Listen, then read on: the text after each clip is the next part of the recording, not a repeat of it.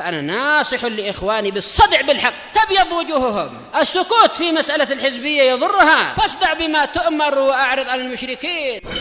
سلامي على دماج ورجالها والشيخ يحيى ودار العلم يا سعد بانيها. بسم الله الرحمن الرحيم. إن الحمد لله نحمده ونستعينه ونستغفره ونعوذ بالله من شرور أنفسنا ومن سيئات أعمالنا. من يهده الله فلا مضل له ومن يضلل فلا هادي له وأشهد أن لا إله إلا الله وحده لا شريك له وأشهد أن محمدا عبده ورسوله صلى الله عليه وعلى آله وسلم. أما بعد. Siapa yang baca? Silahkan dibaca. Bismillah. Bismillahirrahmanirrahim. Kemarin ada pertanyaan tentang ciri-ciri dhamir sya'an. Dhamir sya'an, ketika kemarin kita membaca hadza awwalu ma tammama bihil musannifu al-ajurumiyata fa innahu lam yudhkar fi alhamdu. Hu di sini adalah dhamir sya'an. Dhamir sya'an itu sebenarnya banyak sekali kriteria dhamir sya'an. Tapi itu nanti kita insyaallah akan kita ambil ketika sudah pada tempatnya. Di sini saya sebutkan kriteria yang paling gampang. Dhamir sya'an itu adalah dhamir yang kembalinya itu kepada jumlah setelahnya, di mana seluruh dhamir itu biasanya baliknya itu ke depan, tapi dhamir sya'an itu kembalinya ke belakang sendiri. Dhamir sya'an ada juga yang mudzakkar, ada juga muannas. Kalau muannas itu namanya dhamirul qissah. Dhamirul qissah sama, artinya sama. Tapi enggak ada jamak, enggak ada mutsannanya. Semuanya mufrad, cuma ada laki-laki sama perempuan saja. Dan cara mengetahuinya ketika enggak ada kembaliannya di depan. Seperti ini kan enggak ada kembalian di aud, kembaliannya di depan enggak ada di sini. Fa innahu, balik ke siapa ini? Enggak ada. Jadi kalau enggak ada kembaliannya di depan dan dia ingin menceritakan sesuatu setelahnya, itu namanya dhamirus sya'an. Kalau dalam bahasa Indonesia itu artinya itu sesungguhnya. Kalau inna saja itu sebenarnya arti bahasa Indonesianya itu bukan sesungguhnya, tapi sungguh. Cuma kita terlalu tajawuz, terlalu meluas sehingga inna itu kita artikan sesungguhnya. Jadi seperti inna zaidan qaimun itu artinya sebenarnya itu bukan sesungguhnya Zaid itu berdiri, bukan. Penggunaan yang pas itu inna zaidan qaimun itu artinya itu sungguh Zaid berdiri, bukan sesungguhnya. Karena sesungguhnya itu nya itu yang ada pada sesungguhnya, nya itu sudah dhamir sya'an itu sebenarnya. Sesungguhnya, bahwasannya, nah itu bahwasannya itu juga dhamir sya'an.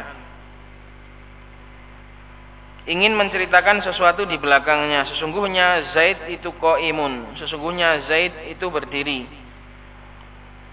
Fa innahu Zaidun qaimun, sesungguhnya perkaranya adalah Zaid itu berdiri.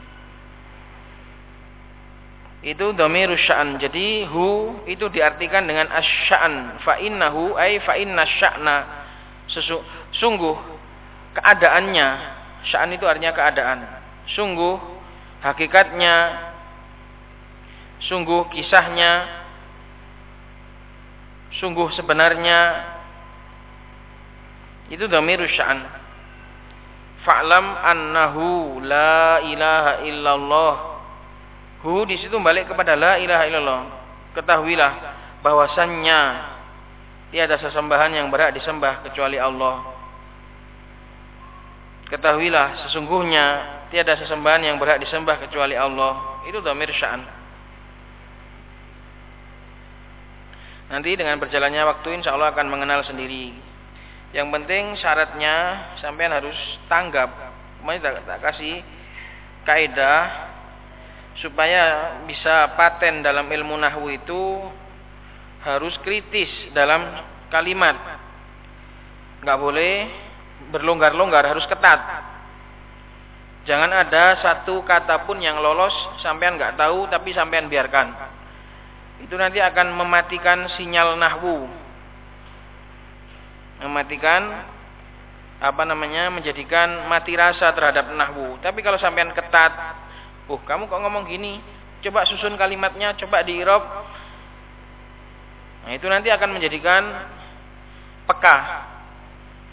Menjadikan peka terhadap bahasa.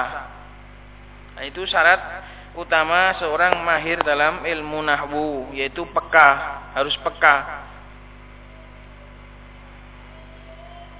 terhadap bahasa.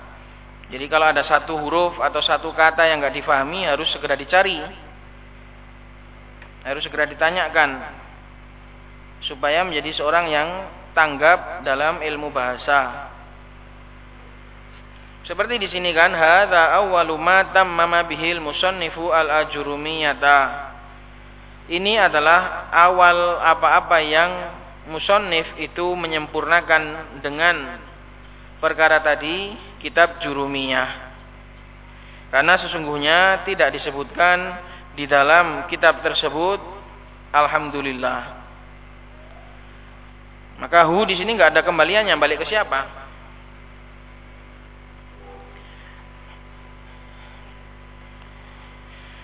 Kalau dibaca fa innahu lam yadhkur, sesungguhnya si musannif tidaklah menyebutkan, itu juga enggak lurus. Karena yang enggak menyebutkan alhamdulillah itu pemilik Jurumiyah, bukan pemilik Mutammimah gitu loh.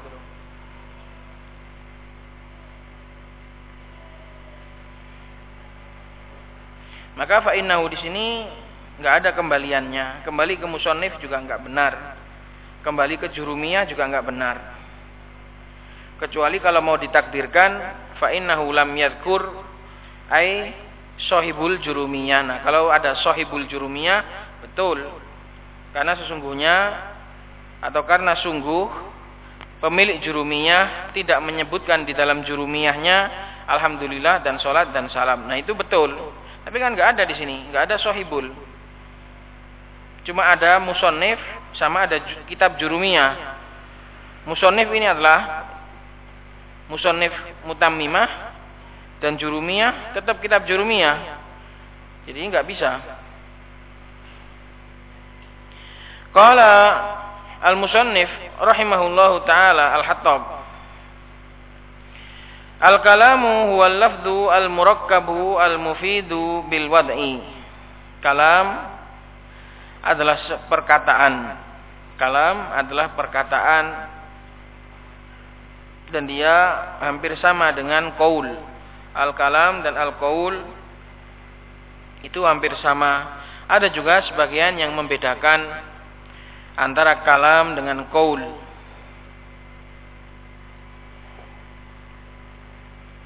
Di mana kalam itu adalah ucapan milik pengucap pertama kali. Makanya Al-Qur'an dikatakan kalamullah. Walaupun sering kita lantunkan, sering kita yang membaca, tapi kalam isinya itu tetap kalamullah. Karena kalam itu dinisbahkan kepada awal kali pengucapnya.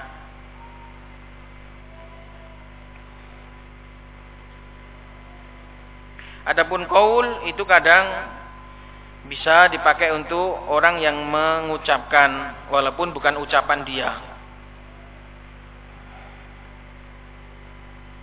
Seperti innahu laqaulu rasulin karim. kata Rasulin amin itu. Padahal itu adalah ucapannya Allah Subhanahu wa taala. Dan kenapa dalam ilmu nahwu selalu membahas kalam? Ya karena ilmu nahwu itu berkaitan dengan kalam. Isi ilmu nahwu itu yang membahas tentang perkataan, tentang kalam. Adapun ilmu shorof itu membahas tentang kalimah, tentang kata. Jadi kenapa al-kalam ini selalu ditaruh di depan dalam bab nahwu? Karena ya pembahasan nahwu pertama kali itu ya tentang kalam, kalimat, sebuah perkataan yang sudah difahami.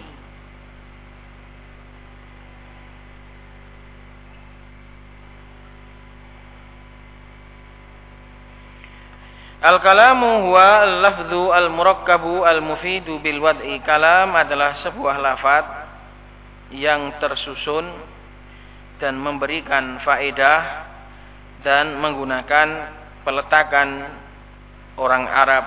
Itulah kalam dalam definisi nahwu. Qauluhu qala asy-syarih wafaqahullahu ta'ala qauluhu al-kalamu ay al-mustalahu alaihi indan nuhah. Kalam yang diistilahkan atas dia kembali kepada al.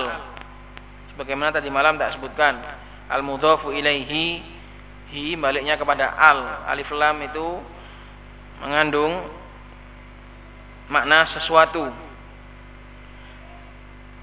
Kalam yang al-mustalah alaihi indan nuhah, yang menurut istilah di sisi para ahli nahwu.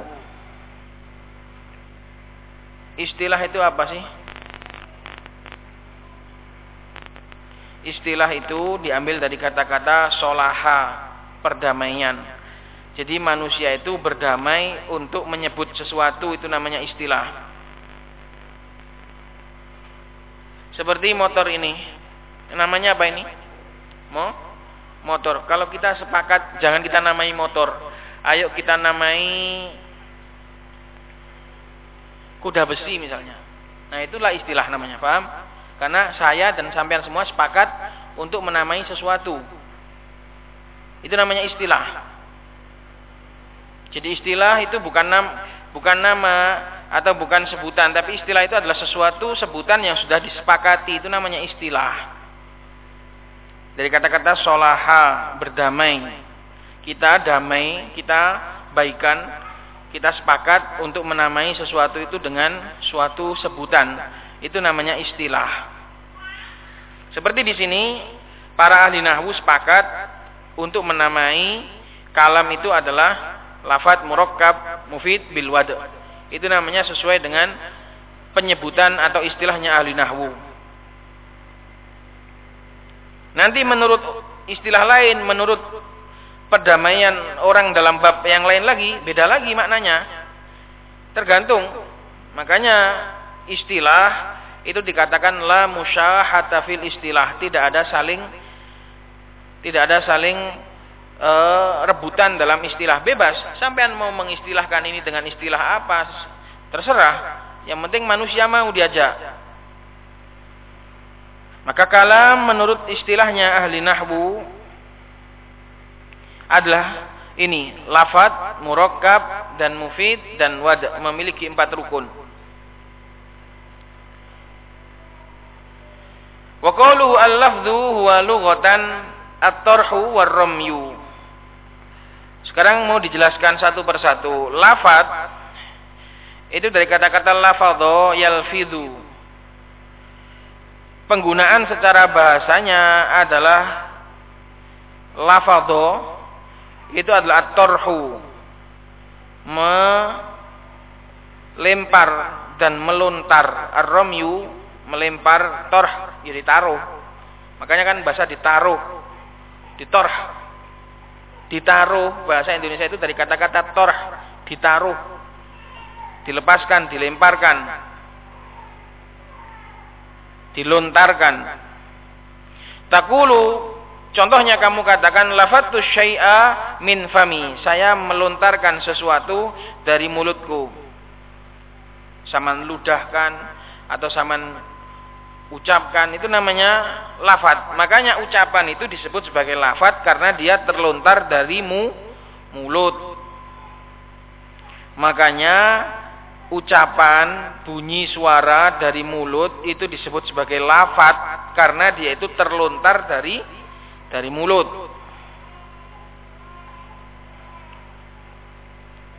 Maka penggunaan lafad secara bahasa itu artinya melontarkan, melemparkan. Itu penggunaan secara bahasa. Lafadtu asyai'a min fami alfidhuhu lafdon, itu tasrifnya. Lafadtu fi'il madhi, alfidhu fi'il mudhari', lafdon masdarnya. Maknanya adalah romaitu, saya lontarkan, saya lemparkan.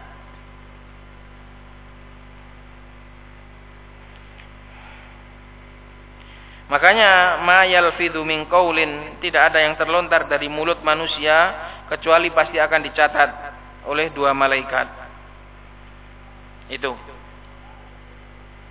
Wastilahan, dan secara istilah, lafaz secara istilah itu bukan asal semua yang terlontar, bukan. Nanti yang terlontar dari knalpot juga lontaran, namanya juga lafaz kalau secara bahasa, tapi secara istilah enggak lafaz. Yang terlontar dari apa gitu, dari pipa air terlontar gitu, secara bahasa ya lafaz namanya, secara bahasa. Tapi secara istilah itu khusus karena sudah disepakati oleh ahli nahwu bahwasanya lafaz secara istilahnya mereka adalah as-sautu, adalah sebuah suara al-mustamilu ala ba'dil hurufil hijaiyah, yang mencakup sebagian huruf hijaiyah, sebuah suara yang menggunakan atau yang mengandung huruf hijaiyah.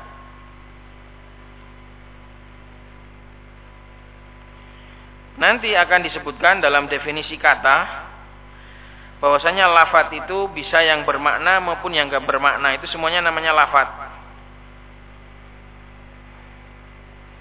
Jadi zaidun itu juga lafaz, daizun dibalik juga lafaz namanya. Makanya sebenarnya yang lebih bagus itu dalam definisi kalam itu adalah gantinya lafaz itu adalah qaul.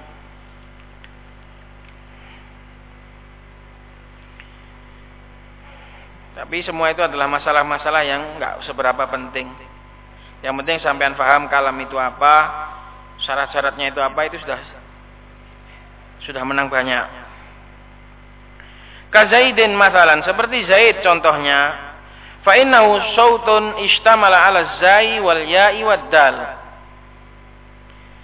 Adalah sebuah suara yang mencakup huruf-huruf hijaiyah, seperti Zaid contohnya. Dia adalah sebuah suara, sampean bilang Zaidun, itu adalah sebuah suara yang mengandung huruf zai dan huruf ya dan huruf dal.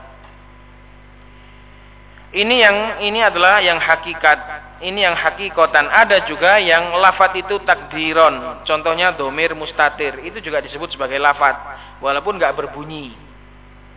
Paham? Domir yang mustatir seperti Zaidun yaf'alu. Di dalam yaf'alu itu ada domir huwa. Itu enggak terbunyikan, enggak ada suaranya. Tapi itu dihukumi sebagai lafaz, sebagai kata. Walaupun enggak ada bunyi, enggak ada suaranya, karena itu dalam domair, dalam domir-domir yang mustatir, itu juga dihukumi sebagai lafaz secara takdiron. Fakharaja, maka keluar dengan definisi atau dengan syarat lafaz al-isyaratu, isyarat. Isyarat ini walaupun difahami, walaupun ini termasuk bahasa, karena bahasa itu macam bahasa tubuh, bahasa isyarat, bahasa ucapan. Seperti di rambu-rambu lalu lintas ada tanda panah, itu kan isyarat, tanda panah ke kanan, tanda panah ke kiri, itu orang paham. Kalau ada tanda panah nganan, dia bukan belok nganan. Kalau ada tanda palang merah stop, manusia nggak akan berani melanggar. Itu namanya bahasa, tapi itu bahasa isyarat, sehingga nggak bisa dikatakan kalam karena dia bukan suara, bukan bahasa suara. Demikian juga kitabah, demikian juga tulisan-tulisan, rumus-rumus, atau semua yang mengandung yang bisa difahami, tulisan yang bisa difahami, itu semua adalah bukan kalam menurut orang Arab. Lah terus gimana tulisan yang ada di buku ini? Kalam apa enggak? Ini tulisan kabeh iki. Kalau suarane. Sing suara iku dek rekaman tape. Lah ini buku ini kalam apa enggak? Kalam atau enggak ini? Buku ini semuanya. Karena suarane lho, kok penyet-penyet ya gak ono suka metu suarane. Gimana? Gimana, Mam? Kalam apa enggak ini? Hah? Bukan kalam. Lah kalau semua buku ini bukan kalam terus apa terusan, Mam? Yang ada di buku ini semuanya adalah kalam karena diniatkan untuk diucapkan. Maka kitabah, tulisan itu kalau mengandung makna, mengandung ada lafaz, ada huruf hijaiyahnya, itu dihukumi sebagai kalam karena diniatkan untuk diucapkan.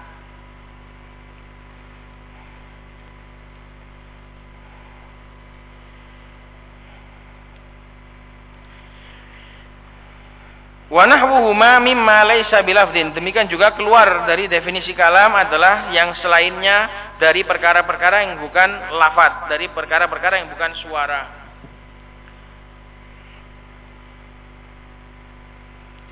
Seperti kitabah itu ya seperti gambar. Sampeyan tahu kalau misalnya gambar HP, sampeyan tahu itu adalah maknanya HP, tapi itu bukan kalam. Itu kitabah di sini maknanya adalah sebuah tulisan yang murni, bukan tulisan yang kayak gini. Kalau tulisan kayak gini diniatkan untuk bersuara, diniatkan ini adalah ucapannya seorang penulis. Itu. Jadi isyarat tadi seperti rambu-rambu, tanda panah, tanda stop, tanda silang. Itu kitabah itu juga tulisan seperti gambar, kemudian dikasih gambar lain. Saman paham maknanya. Tapi itu bukan kalam. Gitu loh. Seperti ada gambar nasi, kemudian gambar minum, kemudian ada gambar uang. Apa maknanya? Apa maknanya sih?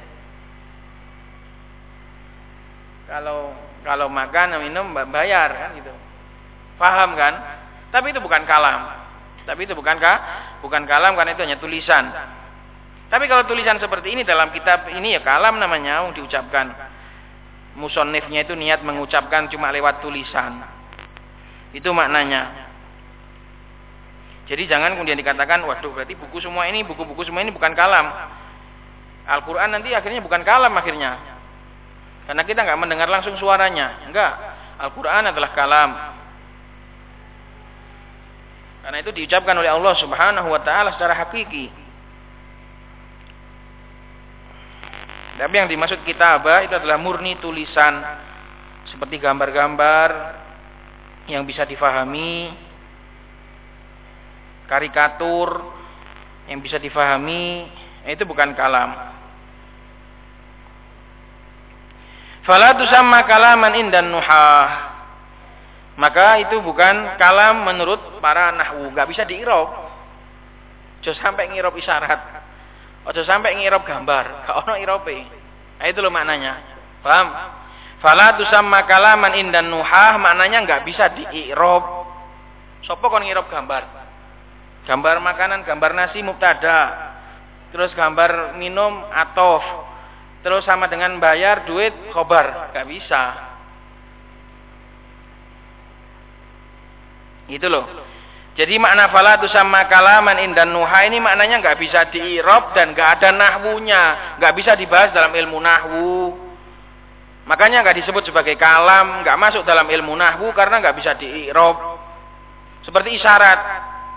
Saman paham isyarat itu nganan, kemudian nanti lurus, kemudian nganan lagi, kemudian sampai tanda centang, sampean paham.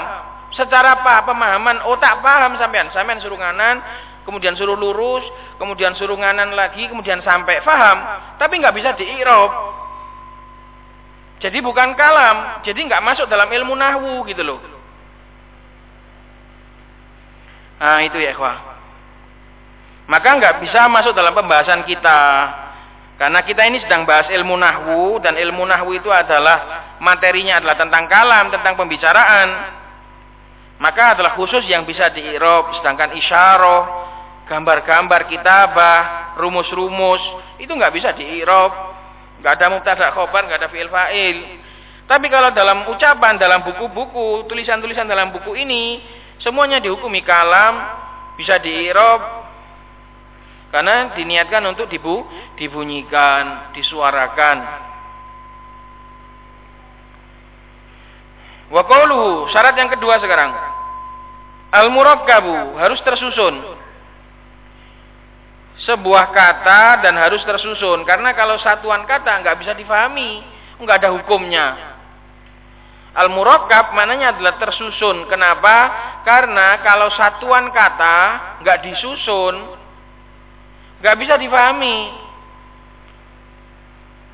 Misalnya ada seorang cuma bilang tok, meja, zem meja, ya nggak akan difahami. Harus disusun. At-tarkib lughatan, tarkib penyusunan secara bahasa adalah wad'u syai'in ala syai'in, sebatas meletakkan sesuatu di atas sesuatu yang lain. Jadi wad'u syai'in ala syai'in yang kedua ini bukan syai'in yang pertama. Syai'in yang kedua ini syai'in yang lain, meletakkan sesuatu di atas sesuatu yang lain. Sawaun kana ala jihatis subuti amla, baik niatnya itu untuk tetap atau tidak. Yang niatnya tetap seperti menyusun apa? Contohkan mam, menyusun apa yang niatnya pengen tetap?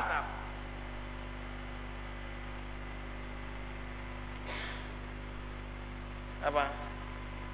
Menyusun bata dikasih semen, nah itu niatnya tetap, nggak boleh dirusak lagi. Tapi menyusun yang nggak tetap, contohnya menyusun meja, menyusun kardus, menyusun botol-botol aqua. Itu semuanya namanya menyusun. Baik yang niatnya itu untuk tetap, nggak digeser-geser, seperti menyusun rumah, menyusun bata di atas semen dan ditinggikan, itu namanya menyusun juga. Atau sekedar menyusun kardus, menumpuk-numpuk kardus disusun biar rapi, itu juga namanya menyusun. Itu maknanya sawaun kana ala jihatis subuti amla, baik niatnya itu tetap selamanya ataupun hanya sementara, itu tetap dinamakan menyusun. Fakullu bina'in tarkibun wala aksu atau wala aksa, maka setiap bangunan pasti susunan, tapi tidak bisa dibalik, setiap yang tersusun pasti bangunan. Nah, bangunan semuanya itu adalah yang niatnya itu semua adalah susunan karena disusun. Bina, bangunan itu adalah yang susunan tetap. Rumah itu susunan tetap, nggak dipindah-pindah lagi, nggak digeser-geser lagi. Maka setiap bangunan itu adalah tarkib. Fakullu bina'in, bina adalah membangun. Setiap bangunan adalah susunan. Tapi tidak semua susunan itu bangunan. Paham? Tidak semua susunan itu bangunan. Itu tadi secara bahasa. Wastilahan, adapun secara istilah, ma tarakkaba min kalimataini fa aktsara, adalah apa-apa yang tersusun dari dua kata. Kalimataini, jangan salah artikan. Kalimah jangan diartikan kalimat. Karena kalimat kalau pakai T itu kalam dalam bahasa Indonesia. Dalam bahasa kita, kalimat yang pakai T, huruf T belakangnya, itu artinya itu kalam, ucapan sempurna. Tapi kalau dalam bahasa Arab, kalimah, pakai H, kalimatun, itu arti dalam bahasa Indonesianya kata. Yaitu kata yang satu, rumah, meja, itu namanya kalimah, kata. Maka, tarkib, syarat kalam yang kedua harus murakkab, yaitu apa-apa yang tersusun dari dua kata atau lebih. Karena minimalnya pasti dua, kalau satu enggak tersusun namanya. Afada aulam yufid, baik dia itu susunannya itu sampai maksimal berfaedah, sampai selesai dan berfaedah, ataupun dia nggak berfaedah. Contohnya yang berfaedah adalah nahwu qama Zaidun. Ini berfaedah dan ini sudah kalam. Karena dia tersusun dan juga sudah difahami, berfaedah, sudah menghasilkan pemahaman. Aulam yufid, atau belum memberi faedah, itu juga disebut sebagai murakkab. Karena sudah tersusun, sudah lebih dari satu, sudah tersusun, tapi dia belum kalam. Aulam yufid, atau belum memberikan faedah. Nahwu in qama Zaidun, ini adalah murakkab tapi belum kalam. In qama Zaidun itu sudah tersusun karena sudah lebih dari satu, sudah disusun, tapi ini belum kalam karena belum memberi faedah.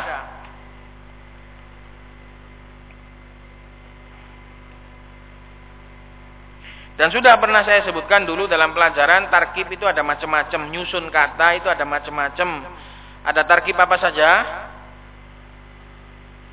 Siapa yang masih ingat? Ada tarkib itu ada berapa, Hid? Kamu tahu ada berapa tarkib itu?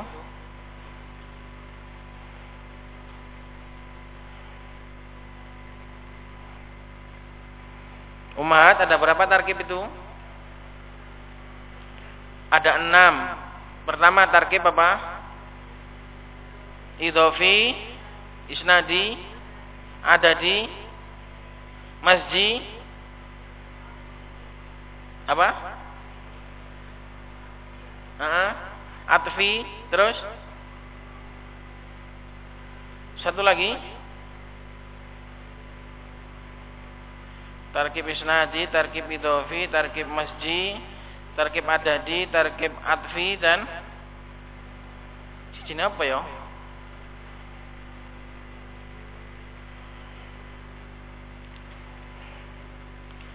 Saya juga lupa dulu. Tidak pernah tak sebutkan dulu dalam pelajaran.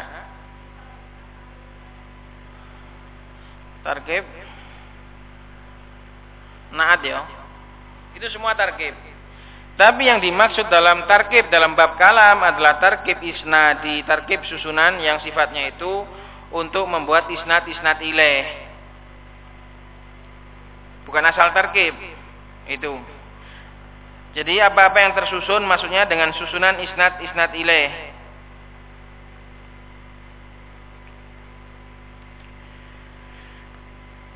Dhahiron kama taqaddama au muqaddaron, baik susunannya itu nampak tersusun, dari jumlahnya sudah nampak, dari bilangannya sudah nampak ada 2 kata sebagaimana yang terdahulu, au muqaddaron, atau secara takdir, susunannya itu secara takdir. Susunannya secara takdir. Jadi secara nampak, sekilas mata itu kayak mufrad. Murakkab di sini lawannya adalah mufrad. Murakkab di sini lawannya adalah mufrad, satuan kata. Jadi muqaddar itu secara kasat mata itu dia cuma satu, sendirian katanya, tapi secara takdir dia itu adalah murakkab. Kaqaulika na'am, seperti ucapanmu, jawabanmu na'am.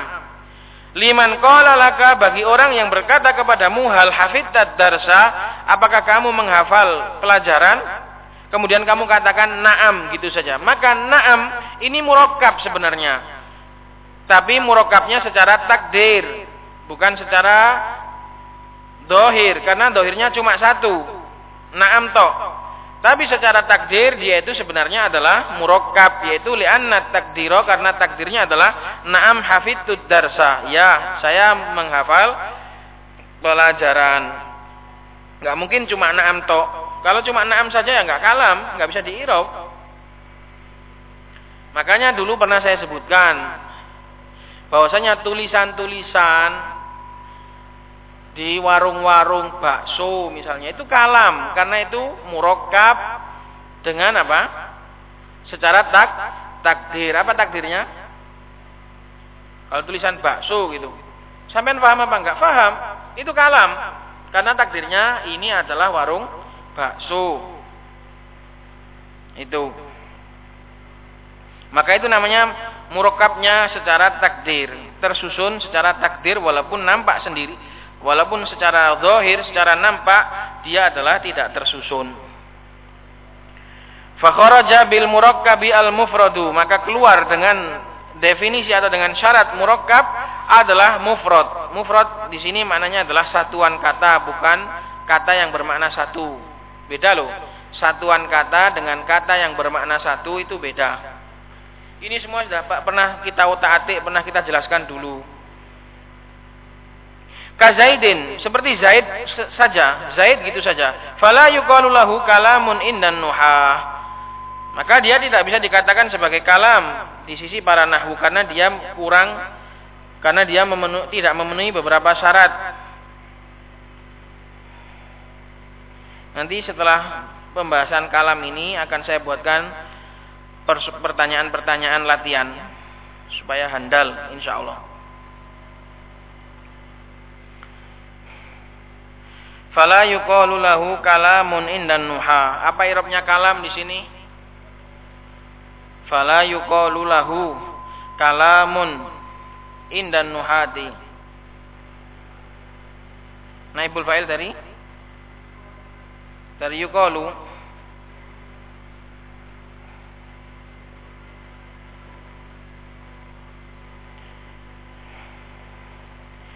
Naibul fa'il dari yuqalu. Na'am, fala yuqalu lahu kalamun. Bisa juga kalau yuqalu ini diberlakukan, maka dia butuh maqulul qaul.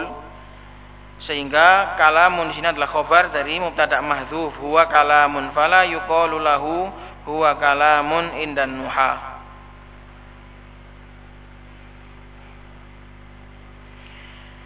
Dan itu lebih akrab. Wa qauluhu, dan ucapan al-mufidu harus berfaedah, huwa ma tarattabat alaihi faidatun. Pembicaraan seperti ini sebenarnya semakin membuat rumit kalau bagi pemula. Tapi kalau bagi yang sudah paham, tahu alurnya insyaallah masuk. Tapi kalau bagi pemula ini akan semakin merumitkan. Jadi kalau bagi pemula ya cukup diketahui kalam itu adalah perkataan kalimat yang sudah sempurna gitu saja. Kalau mau bahas ininya, seluk-beluknya ini malah bikin ruwet. Wa qaulu al-mufidu wa ma tarattabat alaihi faidah. Al-mufid maknanya adalah apa-apa yang terhasilkan darinya sebuah faedah. Wahia, dan faedah itu adalah, karena sampean masih sering luput dalam mengembalikan domir, maka saya ganti dengan dohir.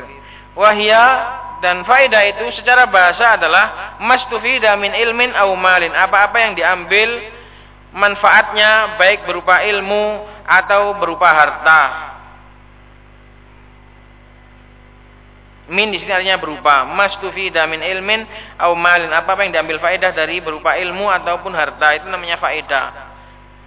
Nah, kalau di sini faedah yang dimaksud dalam sebuah perkataan adalah ilm. Enggak mungkin ada orang ngomong kemudian kita dapat uang, enggak mungkin. Tapi yang ada orang ngomong, kita mengambil manfaat, paham. Maka faedah dalam ucapan kalam adalah ilmu. Kita tahu jadinya. Orang ngomong kita paham. Nah itu namanya kalam. Ada orang lain ngomong, kita dapat faedah berupa ilmu, berupa kita paham. Wal muradu bil mufidi, dan yang dimaksudkan dengan mufid di sini adalah ma'afada faidatan tammatan yahsunu sukutu 'alaiha. Adalah apa-apa yang memberikan faedah yang sempurna. Apa faedah yang sempurna di sini? Dalam bab kalam adalah maksudul mutakallim.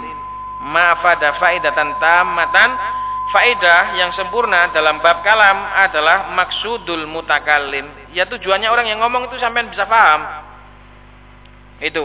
Yahsunu sukutu 'alaiha. Yang menjadi baik si mutakallim tadi itu diam. Kalau ada orang ngomong terus dia itu sudah boleh diam, berarti ucapannya itu sudah sempurna. Tapi kalau diamnya itu masih digugat, kon ngomong apa sih? Kamu bicara apa sih? Ngomong kok gak jelas. Nah itu berarti belum kalam. Ngomong kok gak sempurna, ngomong kok gak dimarekno. Nah itu namanya belum kalam. Seperti itu loh. Itu loh. Itulah itu loh. Kamu ngomong apa? Nah itu berarti belum kalam, karena belum yahsunus sukut. Si mutakalim belum boleh diam, masih digugat. Tapi kalau kalam yang sudah sempurna, si mutakalim itu sudah diam dan enggak digugat lagi, nah itu baru jos, itu namanya kalam yang sempurna. Bihaitsu la yabqa sami'u muntadiran li syai'in akhar. Dari sisi si pendengar sudah tidak lagi terdiam untuk menunggu sesuatu yang lain. Bihaitsu la yabqa, tidaklah menetap orang yang mendengar tadi dalam keadaan menunggu sesuatu yang lain. Maka kalau sudah sempurna itu dihukumi kalam. Fa kharaja bil mufidi ghairuhu, maka keluar dengan syarat mufid adalah yang ghairuhu, hu kembali kepada mufid, ghairul mufid, sesuatu yang belum berfaedah, sesuatu yang belum bisa difahami. Ka Abdillah, seperti ucapan Abdullah. Sampeyan cuma ngomong Abdullah, ya gak paham. Enggak bisa difahami.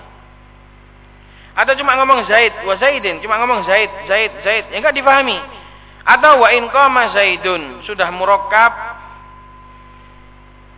tapi enggak bisa memberi faedah. Wa nahwu dzalika mimma la faidata fihi, dan yang semisal dengan itu yang tidak ada faedah di dalamnya, maka itu semua bukan kalam.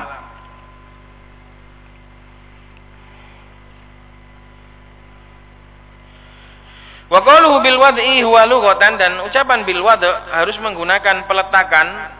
Huwa wad' itu adalah secara bahasa yutlaku alal wiladati wa ghairiha, bisa dipakai untuk melahirkan dan yang semisalnya dan yang selainnya. Namanya wad', meletakkan. Sudah melahirkan. Taqulu wada'atil mar'ah, seorang wanita sudah melahirkan, ai waladat, maka wadu'a itu adalah diletakkan, peletakan. Taruh di sini, diatur sama ahli nahwu. Ini Zaid itu untuk ini, yaktubu itu untuk menulis, yakumu itu untuk perbuatan berdiri. Nah itu namanya sudah diatur, sudah ditata letak sama orang Arab. Harus sesuai dengan kaedahnya orang Arab. Wastilahan, dan wadu'a secara istilah adalah al-wad'ul arabi, tata atur orang Arab. Wa huwa ja'lul lafzi dalilan 'alal makna, yaitu menjadikan suatu lafaz sebagai petunjuk untuk suatu makna. Seperti meja diletakkan maktabun, diletakkan oleh orang Arab sebagai kata yang menunjukkan tempat untuk menulis atau tempat untuk meletakkan buku. Nah, itu namanya makna. Ka Zaidin matalan, seperti Zaid, kata Zaid. Fa innahu lafdzun arabi, dia adalah bahasa Arab, lafaz Arabi. Ja'alatul arabu dalan ala makna, dipakai oleh orang Arab untuk menunjukkan kepada suatu makna. Wa huwa dzat allati wudi'a 'alaiha lafdzu Zaidin, yaitu sebuah zat yang dinamai dengan Zaid, seonggok tubuh manusia yang dinamai dengan Zaid. Wa kadza lafdzu hadara, demikian juga lafaz atau kata hadara. Fa innahu lafdzun arabiyyun ja'alatul arabu dalan ala makna wa huwa al-huduru fi zamanil madhi. Hadara itu adalah sebuah lafaz dan bahasa Arab, dijadikan oleh orang Arab sebagai petunjuk untuk sebuah makna, yaitu kehadiran dan di waktu yang sudah lampau. Karena fi'il itu mencakup dua, peristiwa dan waktunya. Itu fi'il mencakup dua hal, al-hadatsu waz zaman. Hadara itu mencakup peristiwa hadir dan zamannya sudah terjadi. Yahduru itu juga mencakup peristiwa hadir dan zamannya sedang terjadi atau belum terjadi, atau istiqbal. Itu fi'il itu mencakup dua, al-hadatsu wa zamanul hadatsi, suatu peristiwa dan waktu peristiwanya. Kalau masdar itu cuma mencakup peristiwa saja, enggak ada waktunya. Seperti perbuatan ini jelek, kata perbuatan itu enggak ada waktunya, sudah terjadi atau sedang terjadi, itu enggak ada sangkut pautnya dengan waktu. Fa idza qulta hadara Zaidun kunta qad ista'malta kalaman arabiyyan ista'malatul arabu fi kalamiha. Apabila kamu katakan hadara Zaidun, maka kamu telah menggunakan sebuah kalimat bahasa Arab yang sudah dipakai oleh orang Arab di dalam ucapan-ucapan mereka. Kembali kepada Arab. Fa kharaja bil wad'il arabi kalamul ajam kat turki wal barbar. Maka keluar dengan syarat wad'ul arabi adalah ucapannya orang-orang ajam seperti orang Turki dan orang barbar. Wa nahwihima, dan yang semisal dengan keduanya. Fala yuqalu lahu kalamun indan nuhati, maka itu semua tidak disebut sebagai kalam menurut ahli nahwu. Ahli nahwu siapa? Ahli nahwu orang Arab. Kalau ahli nahwu orang Indonesia, ya bahasa Indonesia disebut sebagai kalam. Kalau bahasa Turki, ya menurut ahli bahasa Turki ya disebut sebagai kalam. Itu maknanya adalah indan nuhati pada setiap bahasa masing-masing. Maka kalau sampean misalnya bicara dengan orang Arab, Mas mau kemana? Ya nggak bisa diirab. Ya nggak bisa disebut sebagai mas mubtada, nggak bisa dengan bahasa Arab. Bisa kita i'rab pakai bahasa kita. Paham? Jadi itu juga nggak bisa dikatakan sebagai kalam menurut orang Arab. Walaupun mas mau kemana itu dia adalah lafadz, murakkab, dan juga mufid. Ucapannya seseorang mas mau kemana dengan bahasa Indonesia itu lafadz, dan itu juga murakkab, tersusun, dan itu juga mufid, berfaedah. Tapi itu bukan kalam menurut ahli nahwu karena itu bukan bahasa Arab. Mithalu majtama'a fihil quyudul madhkuratu, contoh apa-apa yang terkumpul padanya syarat-syarat. Quyud itu adalah syarat-syarat, ikatan-ikatan yang telah disebutkan. Al ilmu nurun, ilmu itu adalah cahaya. Ini difahami. Tawakkal 'ala Allah, bertawakallah kepada Allah. Ini difahami. Ini lafadz, murakkab, mufid, dan juga menggunakan bahasa Arab. Wa fit ta'anni as-salamatu, di dalam sifat hati-hati itu terdapat keselamatan. Wa may yattaqillaha yaj'al lahu makhraja, barang siapa yang bertakwa kepada Allah, maka Allah akan jadikan bagi dia jalan keluar. Semua itu adalah kalam karena lafadz, murakkab, dan juga mufid, dan juga menggunakan bahasa Arab.